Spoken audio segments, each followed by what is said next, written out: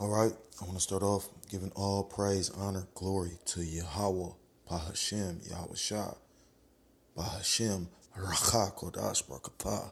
Double honors to the apostles and elders of Great Millstone who taught me this truth. Peace and salutations to the Akim around the four corners of the earth, pushing the truth with faith and sincerity, risking their lives and the freedom to do so now more than ever. Shalom to the Akim and Akwat out there listening and learning. Shalom to the confusion of face brethren join unto our ranks, as well as those that were hoping to join onto our ranks.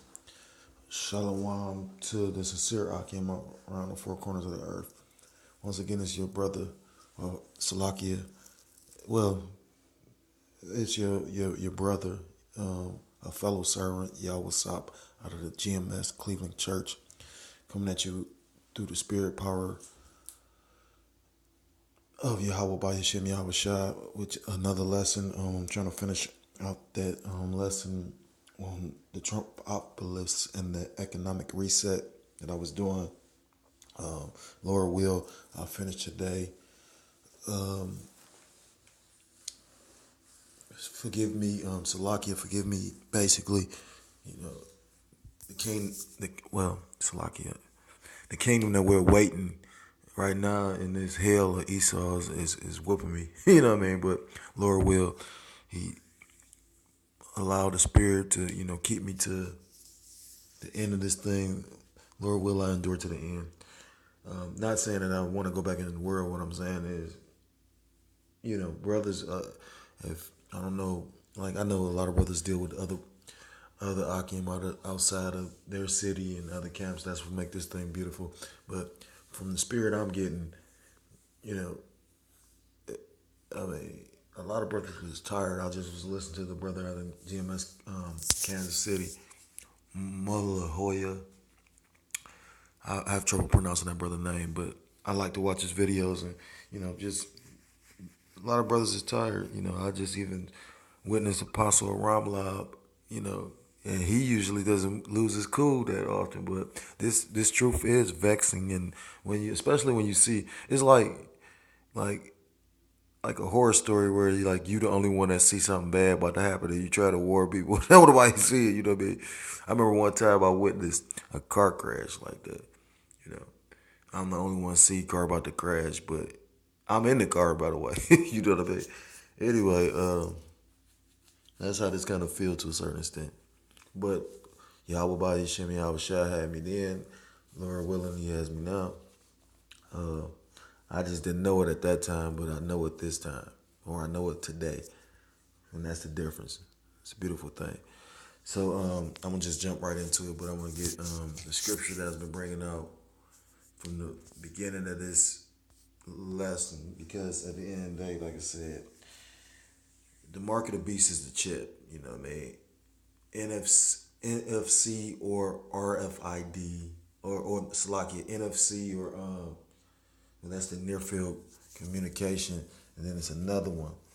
But nevertheless, because they got a different one in Europe. Nevertheless, regardless of the name on it, the chip, the microchip, the RFID chip is the mark of the beast.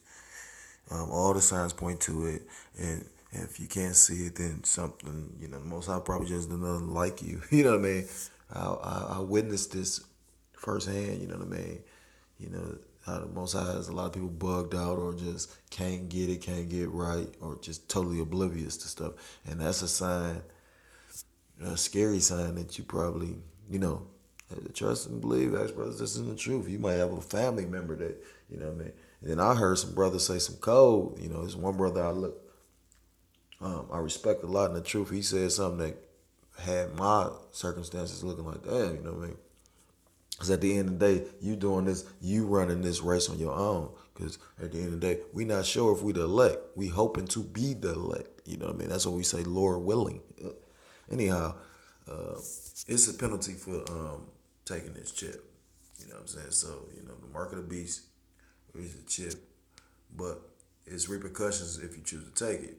You know what I mean? You got everybody, living in the moment. That's why you got to really ingest these scriptures. Because in that day, what's going to be your comforter? It's going to be these scriptures. So basically the penalty for taking that chip is this is the book of Revelations 14:9.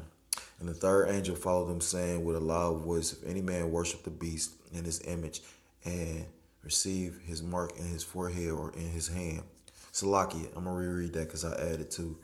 And the third angel followed them, saying with a loud voice, if any man worship the beast and his image and receive his mark in his forehead or in his hand. Verse 10, the same shall drink of the wine, metaphorically fiery wine of God's wrath. I was just curious, Salakia, for that. Drink of the wine of the wrath of Yahweh, which is poured out without mixture into the cup of his indignation, and he shall be tormented with fire and brimstone in the presence of the holy angels and in the presence of the Lamb. So that's that nuclear fire. That's the missiles. That's the ICBM missiles. You know what I mean? And then not necessarily that's because everybody's not going to live to see that. You know what I mean? Because you got to remember, Most High, it's a scripture said the Most High loves to deal, or roughly paraphrasing, but he loves to execute judgment, roughly paraphrasing. So, he comes with judgment in all shapes, sizes, and forms. And, like I was listening to the brothers at the Ancient of Days camp, they were saying, a judgment, for the sins of your past life could be when a child comes back and gets molested at a young age. And I can believe that because it's weird. When I was in the world, I didn't never pay attention to it, but it made me wonder. I'm just going to say it was certain women. I used to meet a lot of women that said they were basically, and they would tell me too, that they have been misused, put it like that. And I'm like, damn, you know what I mean? And a lot of them I didn't, I'm gonna be honest, a lot of them I didn't lay with, but, here and there, and that's where a lot of promiscuous ways come from. But, who's to say? But at the end of the day, that made sense as far as, that's a judgment. Because for a grown man to lay down with a child, that's a fucked up judgment, you know what I mean? I mean, don't get me wrong. A lot of men are attracted to younger women. We're not advocating anything, but that's always been just like I was listening to brothers speak on that. Like when you was in high school, like I remember being in high school in 16, 17, and the broads in our grade was fucking with guys that was grown men. That's always been the way of the world. You know what I'm saying? Now nobody condoning or advocating for no grown ass man to be fucking with no little kid. I got daughters. A lot of brothers got daughters. You know what I'm saying? What we saying is the truth. Women tend to gravitate to older men, period. Anyway, that's why they say that Mary was actually younger than Joseph. You know what I mean? Like she was maybe like a teenager, and Joseph was a grown man. You know what I mean? But betrothed regardless. But that's a hell of a judgment. You know what I mean? And the Most High could give you your judgment this life. The next one is all the power and will of the Most High. But I'm about to jump into the section because I'm trying to finish this book today so I can take it back to the library tomorrow. So the subtitle says toward a psycho-civilized society. Toward a psycho-civilized society. It says the elite have been planning the global economic reset, cashless society, and the mark of the beast for decades. They start developing technologies for a cashless society after World War II. Never knew that. But I'm sure, I believe, and you can feel in the spirit, they already, because Esau likes to prepare things. He likes to have everything mapped out. And, that's why he thinks he got it mapped out. He knows something bad going to happen. He knows it's going to be some kind of cataclysm. But, they talking about the earthquakes and this and that and all this old shit. And they showing movies enough about nuclear holocaust. Yet still, in their mind, they think they're going to be able to rebuild. And I was just listening to Apostle Ramlan say that. Because in their heart of hearts, they think they really going to rebuild. That's why you got that scripture that says that that they'll come back and rebuild the desolate places. But the Most High said that no, but I'm going to tear it down. Roughly paraphrasing. Yeah, Most High about to fuck these motherfucking devils up. In the 1950s and 60s, Jose Delgado began experimenting using permanent brain implants in bulls, primates, and human beings. Delgado wrote in his infamous 1971 book, Physical Control of the Mind Toward a Psycho-Civilized Society, which the goal of controlling people in a global society with electronic implants controlled by radio signals.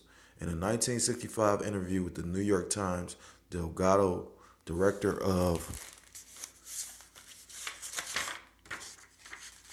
neuropsychiatry at the Yale University School of Medicine, revealed the future of his human experimentation. The individuals may think that the most important reality is his own existence, but this is only his personal point of view. This lacks historical perspective. Man does not have the right to develop his own mind. Did you hear this shit? Let's repeat. This is the idea of this neuroscientist,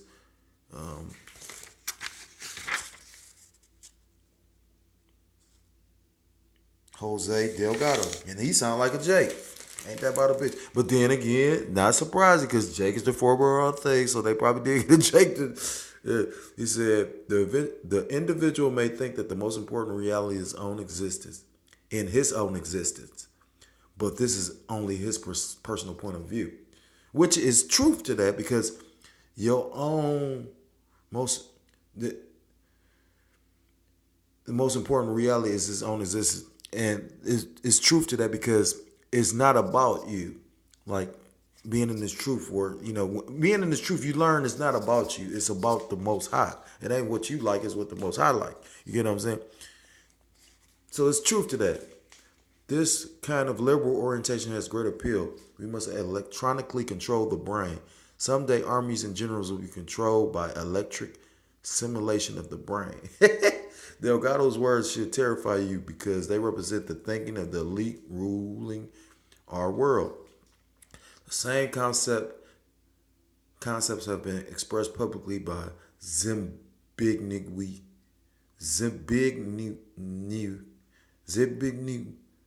Brzezinski, executive director of the Trilateral Commission, and many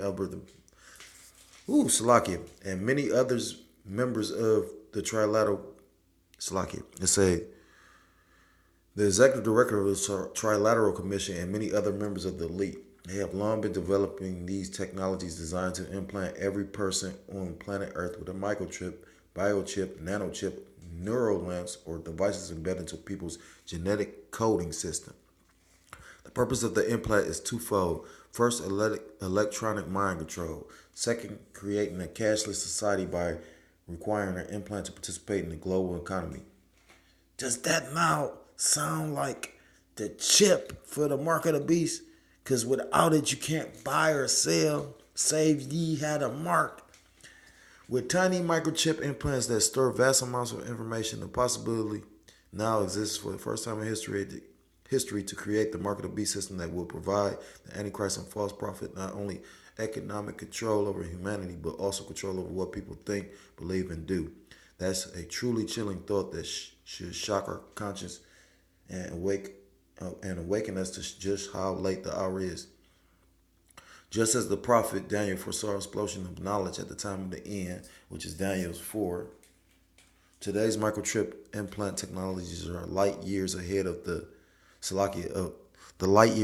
today's chip technologies are light years ahead of what Delgado developed several years ago. Former DARPA director and now Google executive Regina Dugan attended the secretive Bilderberg conference in Austria in 2015 to discuss artificial intelligence. Dugan reported that the company was working on a microchip inside a pill that people could swallow to obtain the superpower of their body acting as authentication for cell phones, cars, doors, and other devices. Now listen to this. She said Dugan reported that the company was working on a microchip now. She said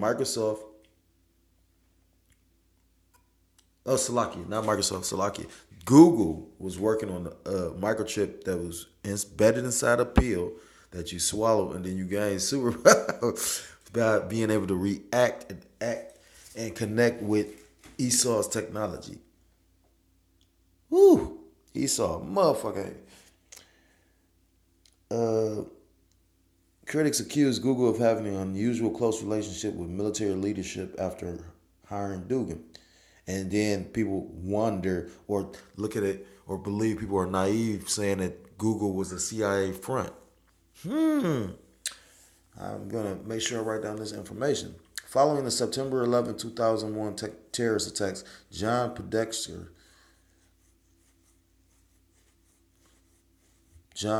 Poindexter, former National Security Advisor to President Reagan, became head of the newly created Information Awareness Office at DARPA. At the time, civil libertarians expressed concerns that the program was a super spy agency that would use advanced technologies to spy on Americans. To make matters worse, the agency chose the omnious, omnious logo of a pyramid with an all-seeing eye sending out rays of light, spying on everyone on Earth. The pyramid image came from the back of the dollar bill, a symbol of the Illuminati. They might just as well have used the motto, "We spy on absolutely everybody." Tim Dallin wrote in The Guardian.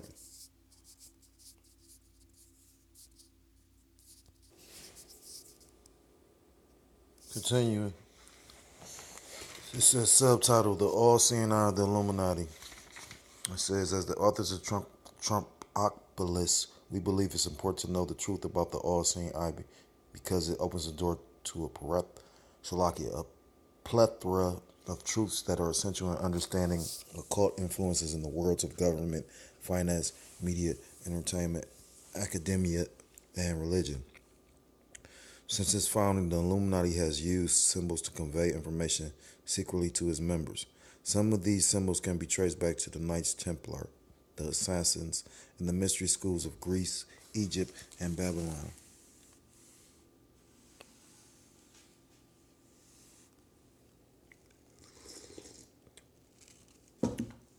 Salakia for that. One of its key symbols is the all-seeing eye of Horus, also known as the eye of the sun god Ra, an ancient Egyptian symbol. As an occult icon, the all-seeing eye ultimately symbolizes Lucifer, the prince of this world system, who is described in Isaiah 14:12 as the morning star. In Hebrew, the word Hillel meaning shining one or light bearer. But well, yeah, there's truth to that, because Lucifer just means light bearer. You know what I mean? And who has the light? Esau Edom, the Edomite, the red Hebrew Edomite at that. Lucifer, in effect, created the all. You see, now he about to go into the pseudo, you know, philosophy about Lucifer was kicked out of heaven and all that. But like, it's a cold cut with Job when Most High when the angels of Most High presented themselves in front of him and Lucifer was amongst them. Roughly paraphrasing, but nonetheless. So that all there proves that he worked for the Most High. He's a very powerful angel on the left hand side. But the thing is, the Most High controls the left and the right hand side.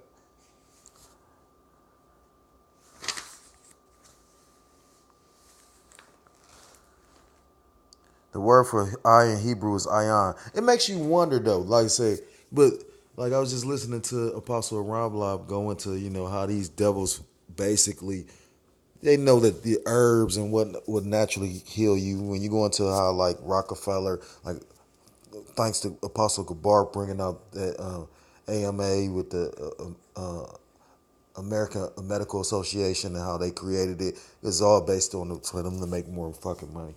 But like these devils going to Hebrew, like ayan is the Hebrew word for eye. So they have to know the truth. So why do they keep on? That's a fucking devil for you though. Like my demon, bitch told me about a fucking, yeah, bitch. She told me about a fucking something that happened to her in her life. Well, not to her, but somebody she knew in her life that she dealt with.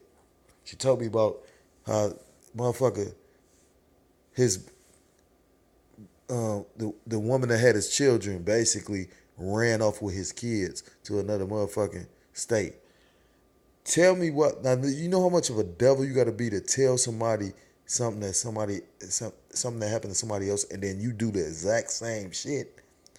That means you premeditated that. And it's a difference between killing and murder, because murder is what premeditated. You know what I mean? People have to get killed for multiple reasons.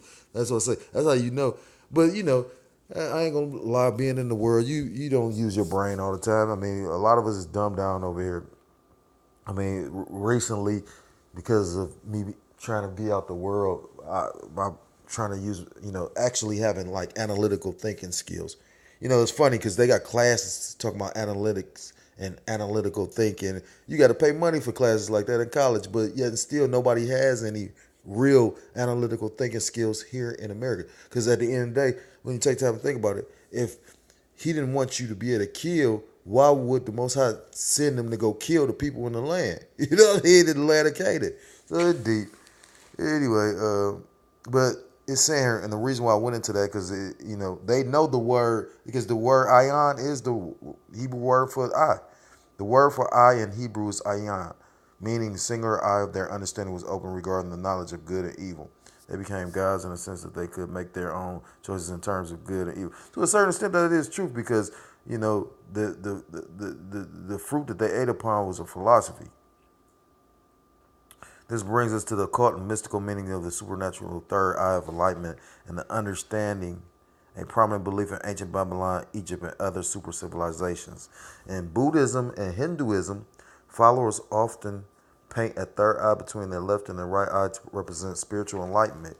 The ancient mystery religions taught that the third eye, when activated through meditations, rituals, and hallucinogenic herbs, enabled them to see in the spiritual world. But the thing is, that's why they try and calcify your pineal gland. When you are like in the right health and you right, because that third eye has something to do with spirituality. You know what I mean? So at the end of the day, if you in the, I mean, like, put it like this: if your pineal gland is probably not calcified if you can recognize what the fuck going on, what time we in, because I mean, it shit get more bugged out and more bugged out. I mean, I say a female that was bigger than a guy, that dressed just like a guy. Then I seen a guy that was looking like fucking guy off of what's that off of The Simpsons, Psycho Bob. You know what I mean? Colorful fucking hair, dreads. Yeah, Jake. It's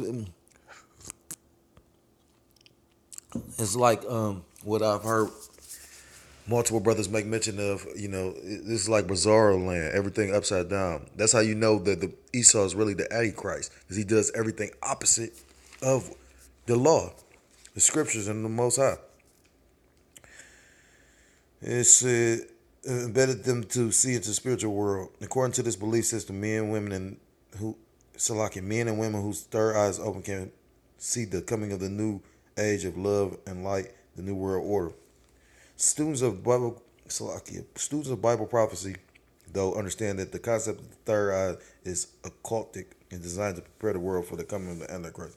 So we're going to skip that because that's some bullshit. They believe that they have an invisible ruling Luciferian elite on earth are members of the secret societies that believe they are gods. They believe they have the right to exercise total control over everyone's lives. This is what Plato meant when he referenced the 10 god kings or philosopher kings who ruled the legendary super civilization of Atlantis. It also what writer Aldous Huxley referred to as the scientific dictatorship and what some now refer to as the technocratic elite. Illuminati's end game. The end game of the Illuminati is to enslave the world through a satanic one world government, economic system, and religion, and force the world to worship. It says the Antichrist, which we know, like I said, as soon as I started this lesson, I still was on 1 John 2 and 18. It's multi-Antichrist. But they keep on referring to it as one. The incarnation of Satan. To accomplish this, they will create a global financial system that consists of a cashless society and microchip implant that everyone on planet Earth must receive to buy or sell. However, before a person can receive the mark of the beast, he or she must publicly renounce Mashiach as Lord and openly pledge to worship the Antichrist as Yahweh. If they do that, they will participate in the global economy system. Salakia, they will participate in the global economic system during the tribulation period. If they refuse, they will be beheaded. However, the Bible says those martyrs or tribulation saints will be honored for the sacrifice during the millennium. And it comes, I'm going to get that one though, because he's referencing the scripture just because it ended on that. Revelations 20. Because in its truth, you're going to have martyrs. I was just listening to brother go into that. Like, in this truth, you lose things. You lose things you probably didn't even realize you lost, or you didn't realize you were going to have to lose. Trust me. Because it is, but I feel, and I heard brother speak on it, but I feel it's for a reason though. He's getting you away from this world. Cause think about it, like a man with a lot of stuff in this world, like a Mayweather, he not gonna walk. That it's just like that parable. Let me try and find that real quick. The parable with the Salakia, bear with me for a second.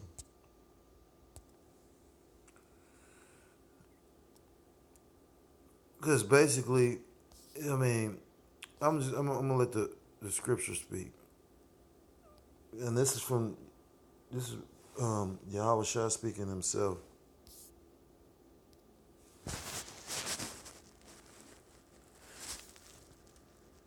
And it's talking about the young rich man. This is Matthew 19 and 22. I'm gonna start at 22. No, I'm gonna start at 20. Uh,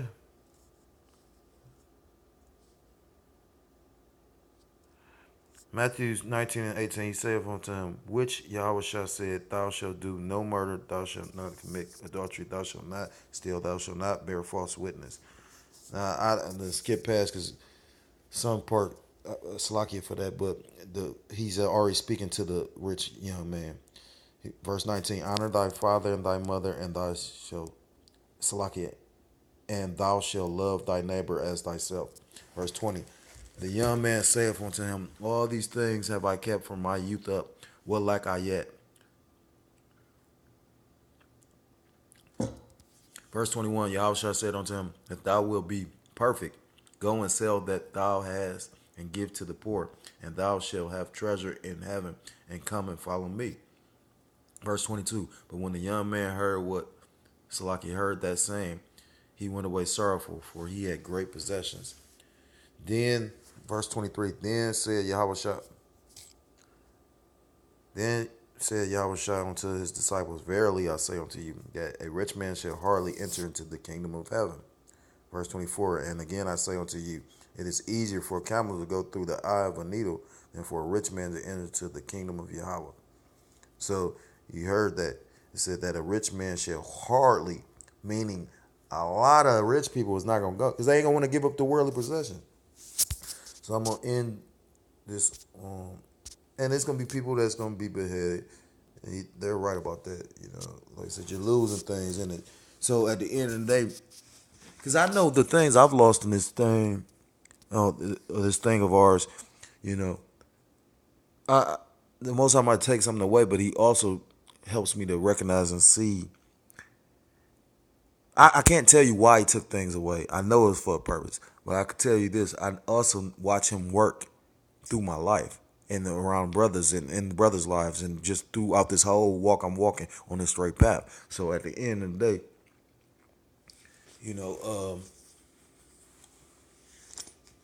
I think those that may be deemed to be the martyrs by that time, because I hear brothers say how, just the daily things they go through on a daily basis is making them colder. You know what I mean? So at that time, you don't know what kind of spirit the Most High gonna have on you you might sit up there. I don't know how it might work. You know what I mean? But I could see, like how Paul, like put it like this. Like I was just reading something today. They was talking about how, out of the 12 disciples, well, he had more than that, but, the 12 main disciples, because that's what a lot of people don't get. He had more than that, but he had the closest disciples.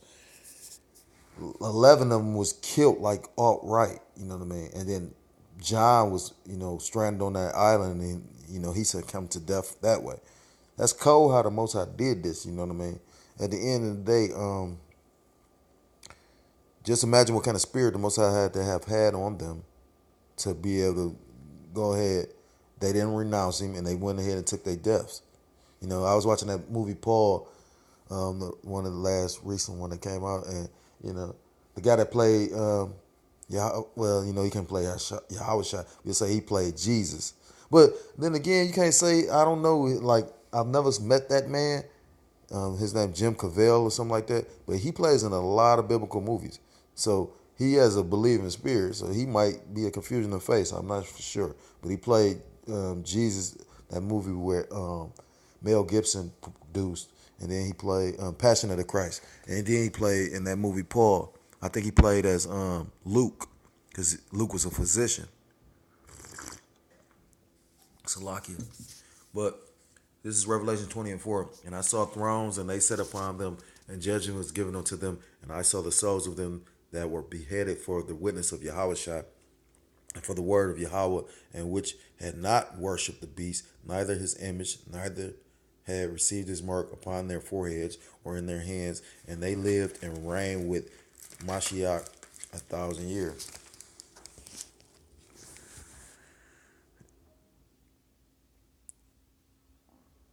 And basically, I'm going to end the lesson there, because at the end of the day, there's going to be martyrs in this thing. It's going to be men that's going to have to give up their lives. Salakia, give up their lives as a witness for Yahweh Shai, or Salakia, Yahweh and Yahweh Shai's sake. But like I said, whoever is put in that lot, I believe that they're going to have a spirit on them to be able to accept that. Just like I believe, just like we believe, the men of Great Millstone, that it's going to be men that are going to be hidden, protected, or given spiritual power to become killing machines, you know what I mean? And wreck shit for real. So with that, I want to give all praise, honor, and glory to Yahweh, Bahashem, Yahweh Shah, Bahashem, Rachakodas Rakatah. Double honors to apostles and elders of Great Millstone who taught me this truth. Peace and salutations to the Akim around the four corners of the earth, pushing the truth with faith and sincerity, risking their lives and the freedom to do so. Shalom to the Akwat, to the Akim out there listening and learning. Shalom to the confusion of faith, brethren, join unto our ranks, as well as those that we're hoping to join onto our ranks. I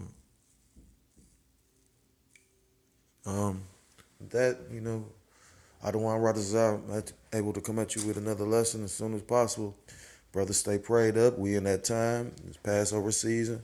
This is my first one I'm attending, but I've witnessed, I've been around camps, or Salakia, the camp, during the season. So, just stay prayed up, do what you need to do. Like the brother out of GMS, Kansas City, like he said, now is the time to go into sailing mode, because we almost at the end. And till next time, Lord willing, shalom, shalom, and abad babal.